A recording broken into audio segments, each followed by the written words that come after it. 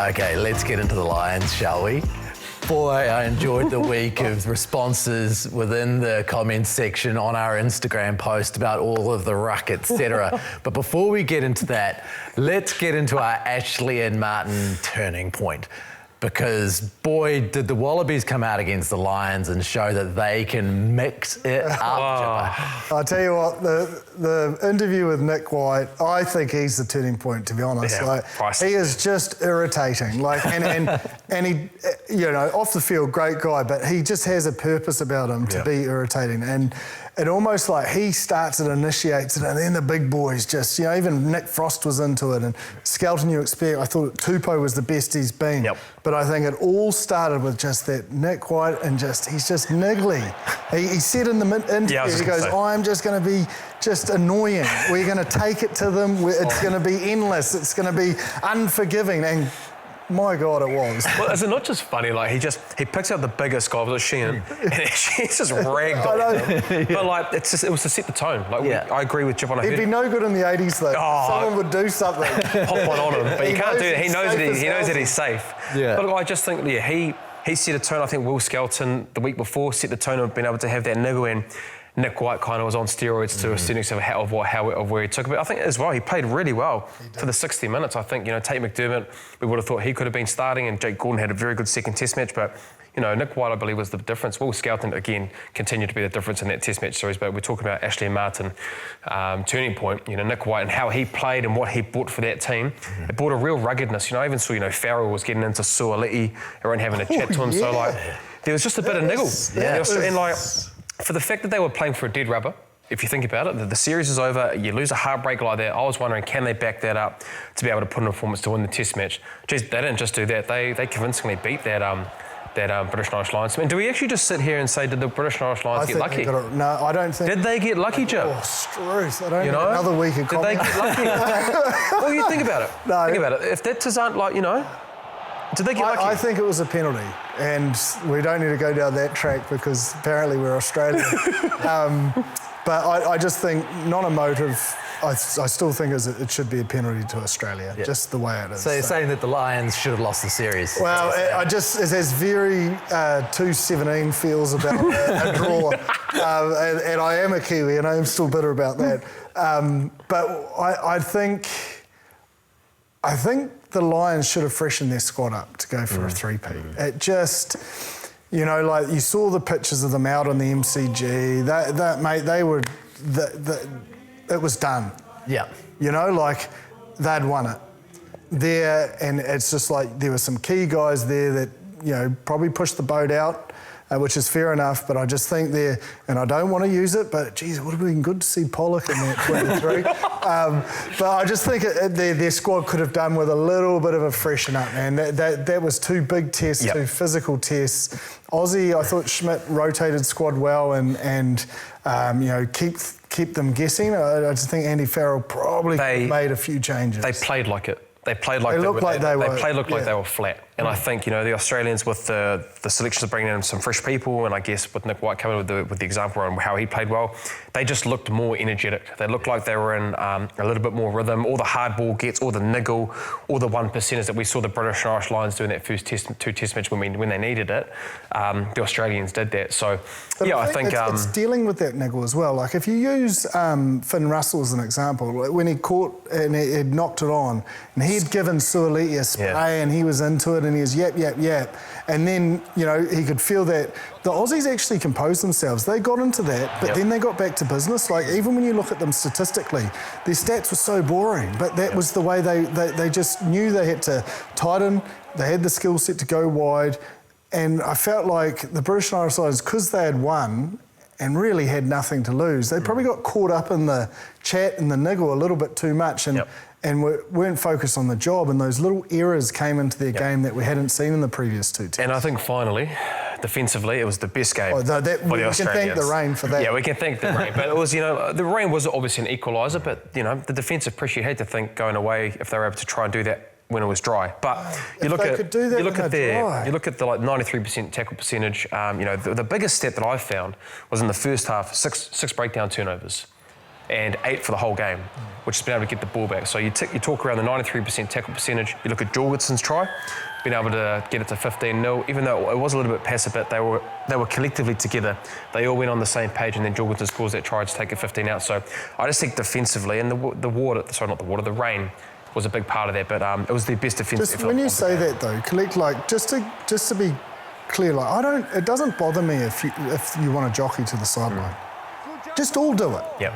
They do very good at that on the weekend. And what they did on the weekend is they did it together. Yep. So if someone jams in, like we saw with Iki Tau in the first test, follow him in, Potter. Follow him in. And I don't care if you get beaten on the outside because you're all going together and that's obviously the system. But this was the first defensive effort where they were all on song, all on the same page. And I do think the weather played a part, especially in the breakdown turnovers, because when it's wet, especially like that, momentum slides you a little bit more, so there's disconnect between you and the cleaners, and you get more of an opportunity to get on that ball. And Fraser McWright's the best exponent of it, and he just had a second or two longer. And where they'd previously been able to move him, just in the wet, he was locked on and got that wide base and had that time on the ball that showed the picture. So how do they do that in the dry? Because it's not going to be that wet moving into the...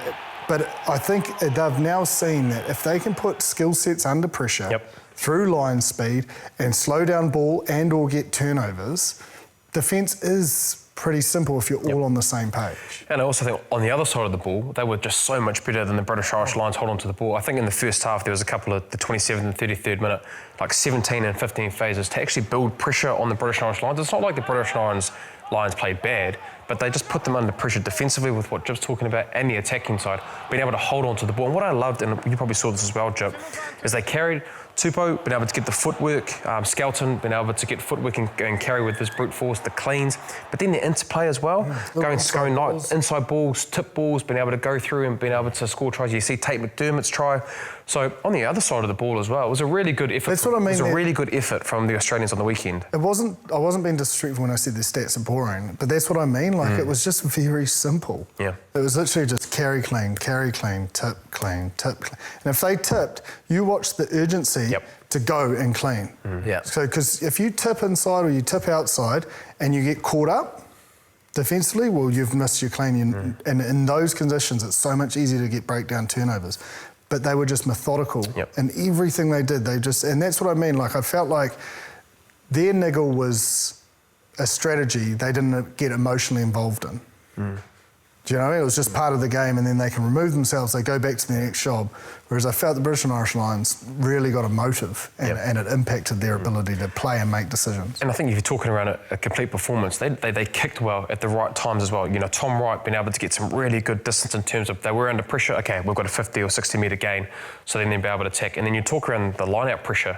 They had five turnovers, they were at 76% or something like that. Clinic. He was the best test. He was into it. Skelton the week before took all the headlines, but he actually brought a physical presence. I thought Tom Hooper was another one. He was also very good around breakdown turnovers. He had a lot of punch.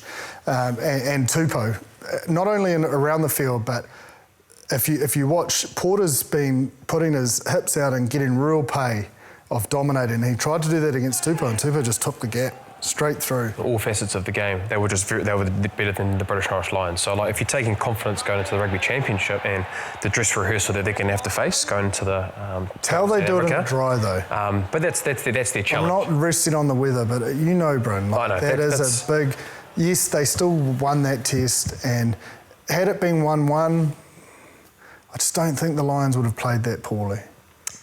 Yeah, well, that's the challenge that they will have when they go to South Africa. Not only just the dry, but I think with what we've seen, even though it's been against Georgia and it's been against the Italians, where they are right now, physicality-wise and the attacking brand that they are playing, it's going to be tough, but I think they're ready, considering they've just played, I'd say arguably probably one of the top three teams in the world with collectively all those players in the British Irish Lions. Okay, so that is the $1 million question, or the 50,000, 100,000 click question on YouTube. 50,000. 250,000 click question on YouTube. Can the Wallabies go to South Africa and pick up a win?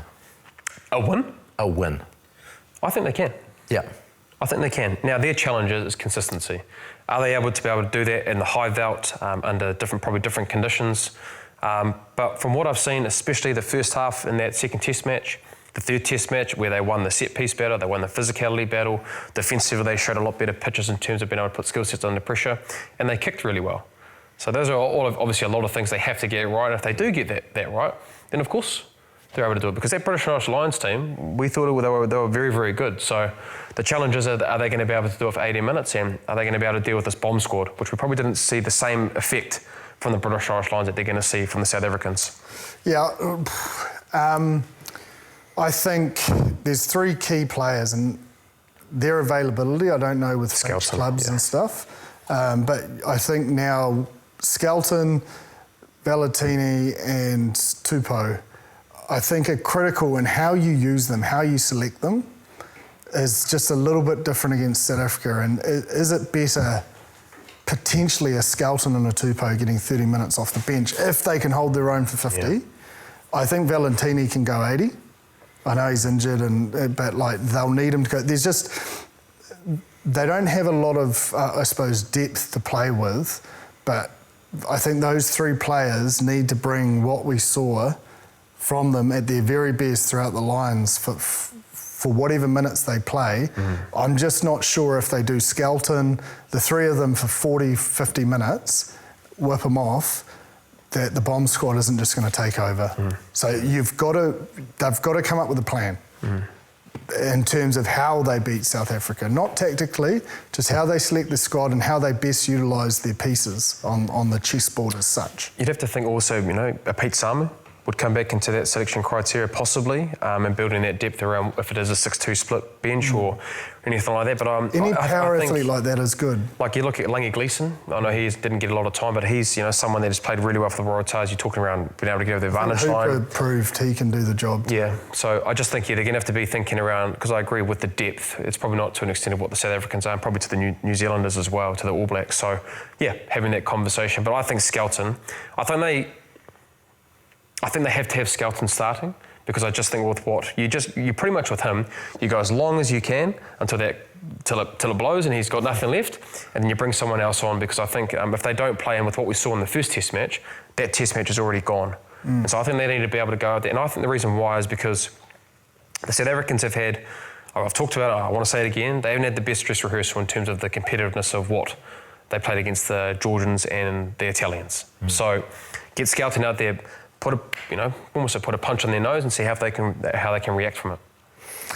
Yeah, I suppose they do have the experience though, don't they? They do, but you never know when you just never know the dress rehearsal. Yeah. You've got to be able to take into consideration that this Wallabies team, they haven't had a lot of injuries, but they're battle tested. And if there's ever a time for to go over to South Africa with the confidence of winning that 3rd test match, and probably arguably, I think the series, if they get that Tizano call, they should feel pretty confident with the body of work that they've had the last 3 test matches. If they let South Africa play, they've got no chance. Like defensively, they've got to bring lines. They've got to commit to something defensively. If they genuinely, they need to bring line speed pressure together. If they don't bring line speed pressure, they're going to have to win the first contact around the hard defence and be able to stop their forward pack, because then at least they can be set, and hopefully they might be able to go line speed a couple of times. Not if it's not part of their system, but I think if they can get similar numbers around the breakdown turnover with what we saw 8 on the weekend, and the physicality of the 2 dominant tackles making a tackle, then that's probably their best chance if they feel like they're not going to be able to bring line speed. But they're going to have to, because I think we saw the way that they attack the South Africans. It's going to be tough. Even contestable kicking and stuff, like they're going to have to challenge the 9 and the 10 or whoever's kicking, because without the ability to create that pocket anymore, South Africans are just dominating the air. Yeah. Like, mind you, Jorgensen, I'm not confident. I don't know if they can. Yeah. If I'm honest. Do you think they can push them? I'm trying to think of ways. Yeah. I'm trying to offer optimistic ways. Yeah, that's but right. The more I talk about it, you don't think if they play like they did on the weekend and were able to do those things for that 3rd test match, they don't have a chance against South Africa? I think the Lions didn't play that well on the weekend. But I thought they dictated terms to be able to make them play poorly. No, I don't see it. I'm trying. I'm trying to see it, but I just can't see it.